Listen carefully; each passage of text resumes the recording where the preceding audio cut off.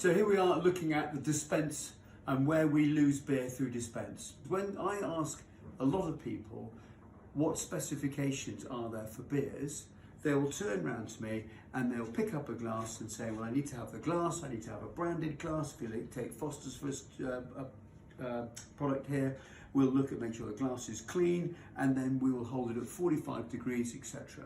So if I was to do that now, and we can have a play. So I don't know whether you can see here, you might be able to see that I've got the glass not at 45 degrees. I've actually got now quite a lot of head on here now.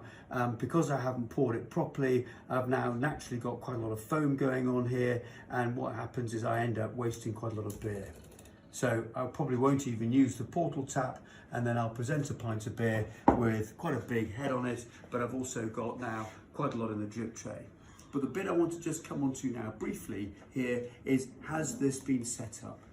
So when we actually talk about criteria, when we talk about specification, what I am talking about here is the temperature of the beer is being poured. What temperature is it going into the glass? What temperature is the cellar? And I'll go on to the cellar bit when we talk about the cellar and how important that is. But also what's interesting is the fact that actually it's all about the time. So there's a difference. The reason why there's a difference is because it's the amount of gas being put into the keg by the brewery. Well, into the beer actually, in fact, not the keg. So the beers have a different amount of gas in. So each product, whether it doesn't matter whether it be the Cloudy Apple or Beer Moretti or indeed Strongbow or Foster's or any other product you have on your bar, they all have individual specifications. And on this course, I will be setting out some of the standard beers. However, if there is a beer that you haven't got the specification for, I need to give it to you.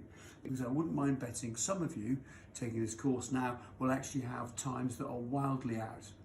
Now, if you were to start speeding them up yourself, then you start to actually play with physics, because it depends on the temperature.